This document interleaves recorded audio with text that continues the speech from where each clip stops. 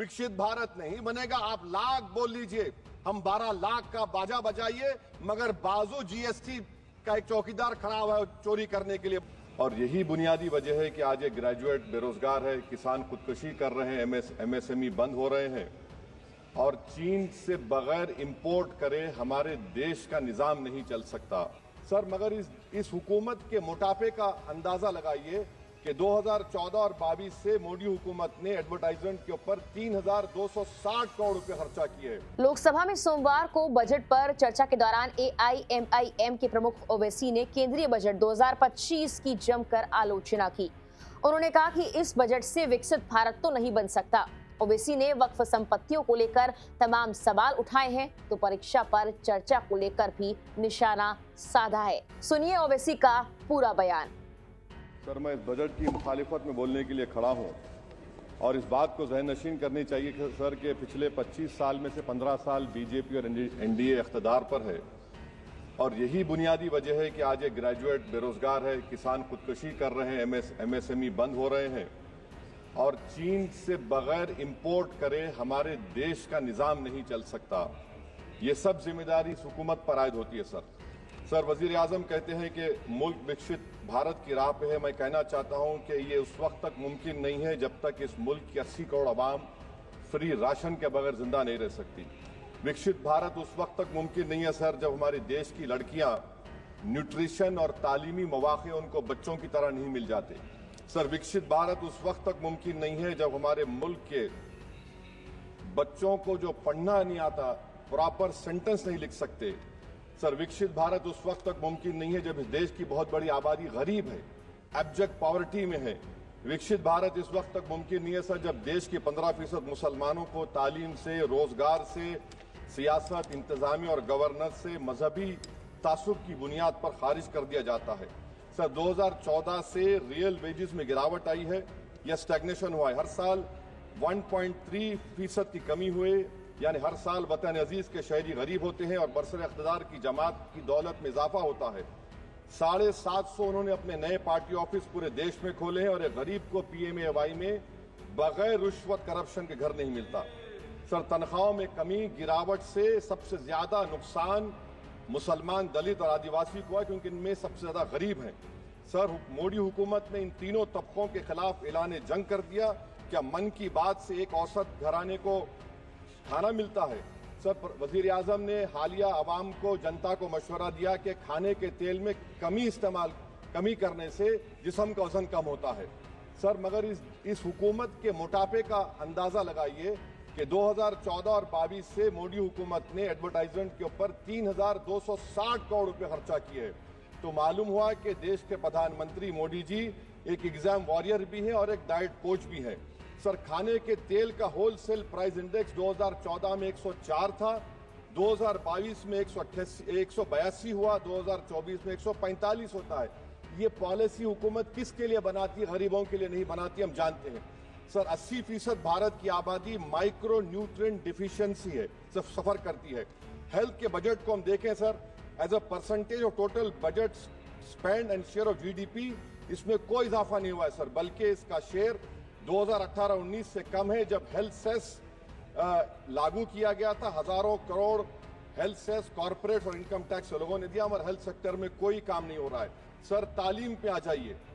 Economic survey जो recently ले हुआ है इस हाउस में, जिसमें डेटा ये बताता है कि स्कूल रिटेंशन क्लास 1 to 10 63.8 और हायर सेकेंडरी में क्लास 1 to 12 45.6। मतलब यह है कि सर एक 1/3 हमारे बच्चे 10वीं तालीम को मुकम्मल नहीं करेंगे और आधे से ज्यादा 12th की तालीम नामुकम्मल करेंगे। लगता है कि देश के प्रधानमंत्री इनको एग्जाम वॉरियर बनाने का जो नारा लगाते हैं, वो नहीं चाहते कि नौजवान तालीम याफ्ता बने, बल्कि सिर्फ चाहते हैं कि गरीब और मायूस नौजवान उनकी जलसों जनसभाओं में यहाँ शिरकत करें, उनके लिए जिंदाबाद के नारे लगाएं और खुद की जिंदगी और मुस्तकबिल को मुर्दा कर दें। सर सच्चाई यह है कि हमारे नौजवानों का एक बहुत बड़ा तबका बेसिक मैथमेटिक्स पढ़ नहीं सकता और अपनी मादरी जबान में एक जुमला नहीं लिख सकता।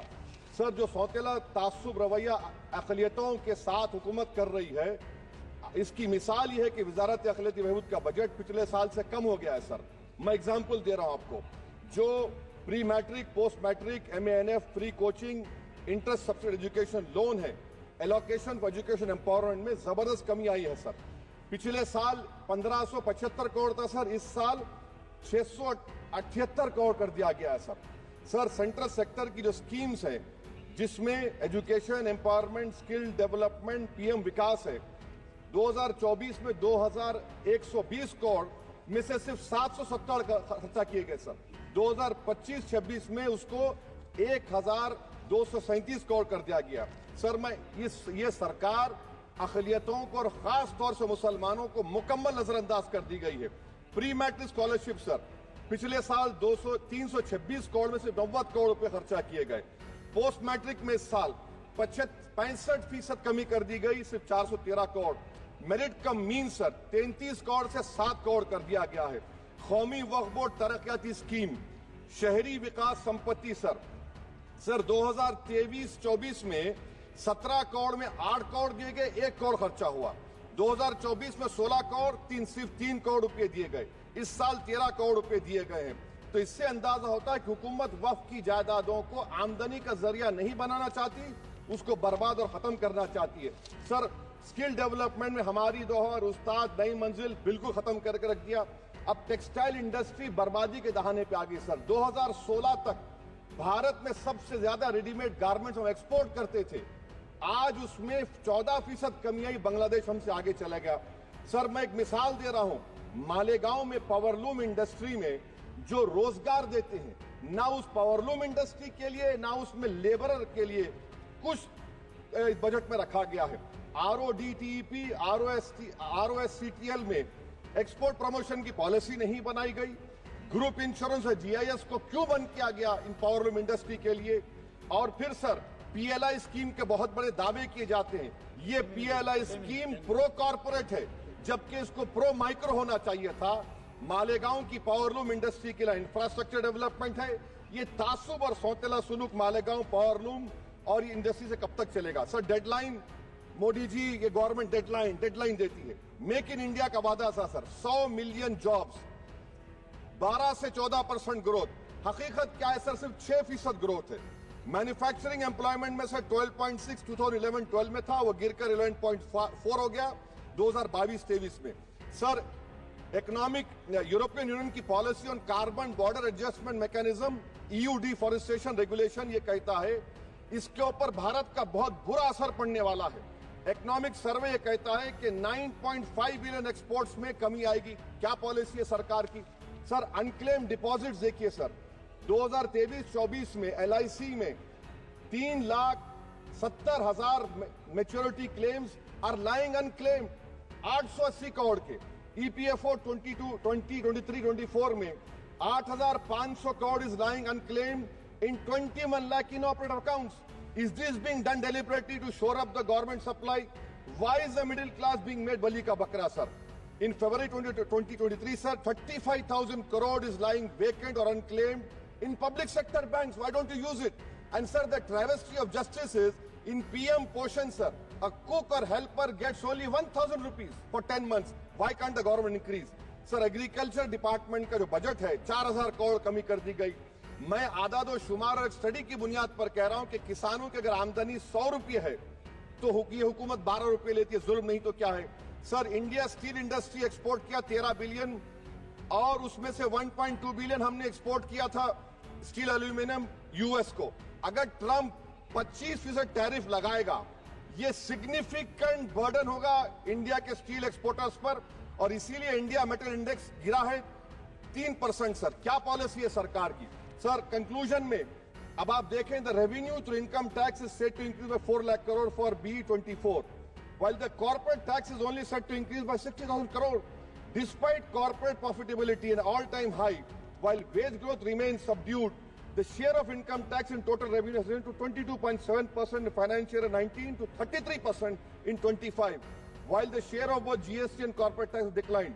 This means that it is still the individual taxpayers paying income tax that is funding the government, while corporation get an easy ride, sir. In conclusion, sir, the state I come from, Telangana से मैं आता हूं, तेलंगाना की आवाम ने 8 MP BJP को दिए।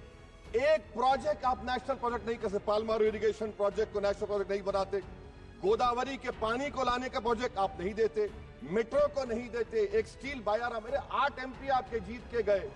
ये लगता है कि बेचारे वो कितने कमजोर हैं कि जिस रियासत से जीत कर गए वहां पर कुछ नहीं कर सक रहे सर। तो इसीलिए मैं इस बजट की मुखालिफत में खड़ा हूं। इससे कोई रोजगार में फायदा नहीं होगा, विकसित भारत नहीं बनेगा। आप लाख बोल लीजिए, हम 12 लाख का बाजा बजाइए, मगर बाजू GST का एक चौकीदार खड़ा हुआ है चोरी करने के लिए। बहुत बहुत शुक्रिया सर।